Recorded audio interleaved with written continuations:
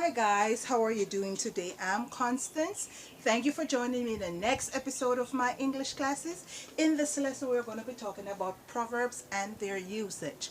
Proverbs and their usage. So let's begin. But before we begin, please hit the notification bell so whenever I post a video, you will be the first to have it. Alright? And don't forget, like, subscribe, and share these videos. Alright?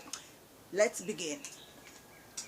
All that, your first Proverbs number 1, all that glitters is not gold. You might have heard that Proverbs before, all right? All that glitters is not gold. But can you use it in a sentence, and what does it mean? What does it mean? It means that don't trust the appearance of everything that you see. Or there are times that it is similar to when you say, don't judge a book by its cover. You can't read a book by its cover. Alright, so it's similar to that proverb. So, all that glitters is not gold. After being cheated by several beautiful girls, Tom came to realize all that glitters is not gold. Alright? Tom came to realize all that glitters is not gold. Alright, so this is number 1 in the sentence. So you see, he sees a pretty girl and he asks her out, but they deceived him. So he said all that glitters is not gold. Let's move to number 2. Don't count your chickens before they hatch. Don't count your chickens before they hatch. Alright, so what does this Proverbs mean, and how can we use them in a sentence? Let's read the sentence.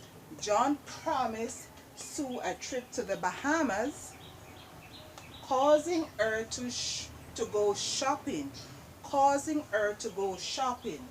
But I told her,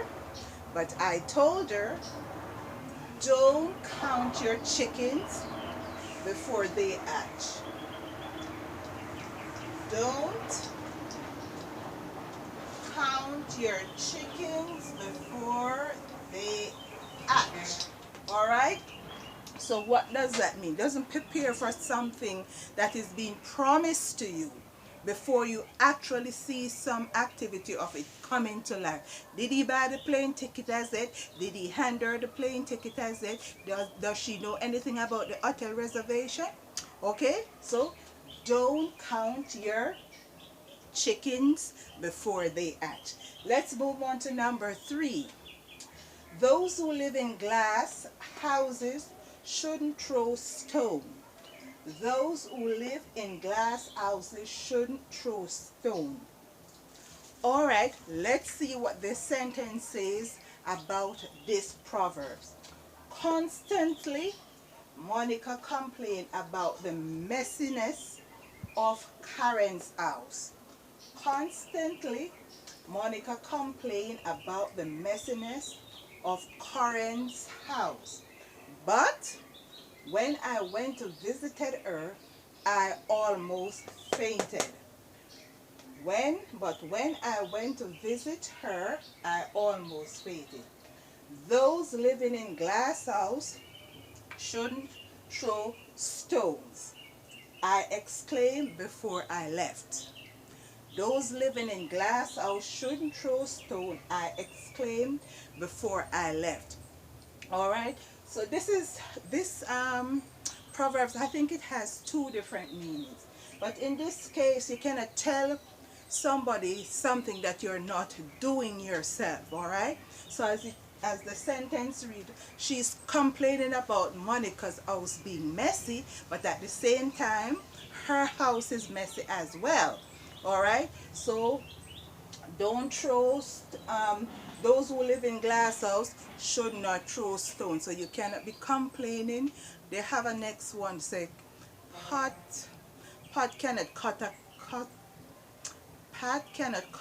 kettle and say it's black, right? Because the kettle is black and so is the pot. So pot cannot cuss a kettle and say it's black. So that's this proverb is similar to that. All right. Or it is saying if you're not in a stable position. And next definition, if you're not in a stable position, you shouldn't go forward with something that you cannot manage. All right? Or if you're, you know, you can't fight then, but you're picking fight with other people. All right? You cannot fight, but you're picking fight with other people. All right? Or you're in a position where you are not able to control a situation, but you're giving out the loudest mouth, or you're talking the loudest when you yourself have no idea of how to handle the situation. So that is what it means when it says those who live in glass houses shouldn't throw stone. So don't go ahead and complain about the other person when you are doing the same thing or a similar thing. All right? Monica's house might be messy, but your bathroom is also messy. Or your kitchen is also messy. Or your yard could also be messy. Alright, so that's what it is saying. Let's move to number 4. Don't spare the rod and spoil the child. Don't spare the rod and spoil the child. Now this is a sort of very serious Proverbs, because a lot of children are being raised, very few children I know, whether it's black, white, Indian, Chinese, or whatever. You get spanking. Spanking is a part of discipline. Alright, so that is what it is saying. Don't spare the rod. So this is the rod that you use it. So don't put it aside when the child is misbehaving. Alright, so let's see how we can use it in a sentence. Kevin has thrown his lunch at his teacher several times. Kevin has thrown his lunch at his teacher several times, but his parents has been sparing the rod and spoiling the child. But did we mark out this? Alright, those who live in glass house, this is what we say, alright? So we put it in brackets because someone said it. We put it in quotation marks, not brackets really, but quotation marks. As I say, I exclaimed before I left. So let's underline it for you, so you can identify it better. Alright? So we just retracted a bit. We just went back, we retracted. Alright, so let's continue. Anything else to be underlined? Okay, no, alright. So let's get on to number 4. Sorry about that. Really. Number 4, don't spare the rod and spoil the child. Alright, so don't spare the rod and spoil the child. So let's read the sentence and see how it fit into this sentence.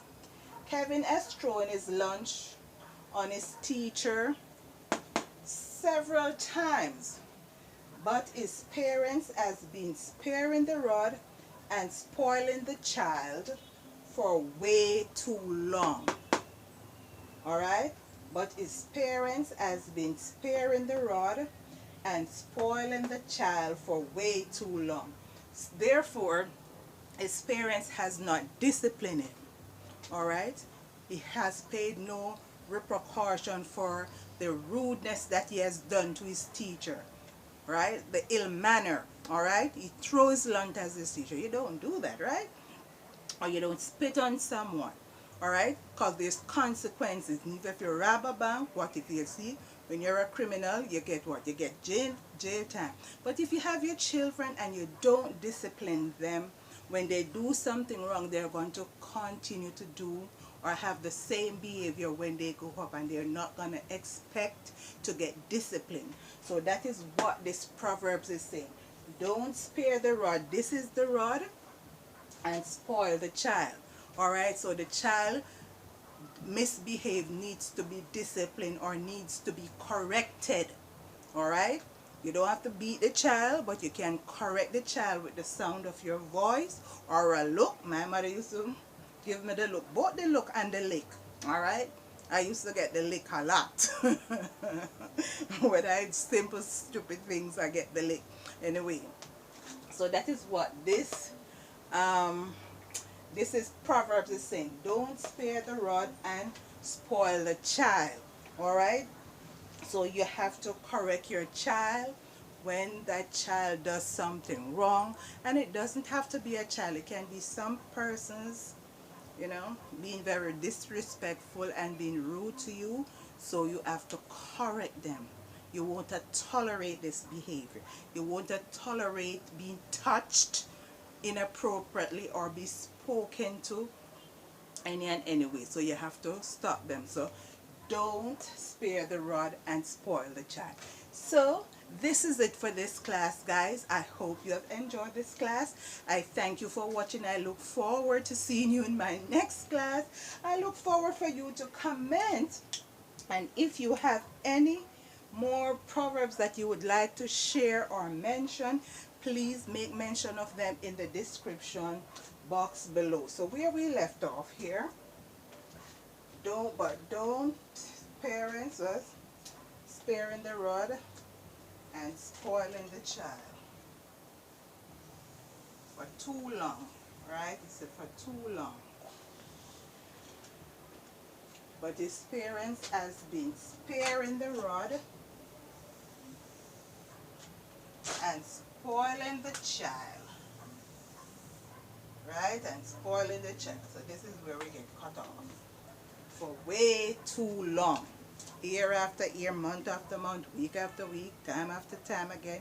You spare the rod and you spoil the child, and the child grows up to have the same characteristics and not expect to be corrected. Alright? Not expect to be disciplined on their job or in the public atmosphere. Alright guys, so I hope you have enjoyed this class. I thank you for watching. My name is Constance. Please like, subscribe, and share, hit the notification bell, so whenever I post a video, you will be the first to have it.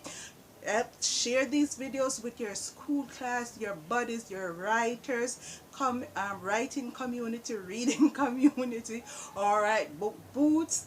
Please share these videos and help this channel to grow, grow, grow, grow, grow. Alright, thank you guys for watching. I hope you join me in my next class. But before I hit the road, please check my link for my merch in the description box below, and also my books on Amazon.com.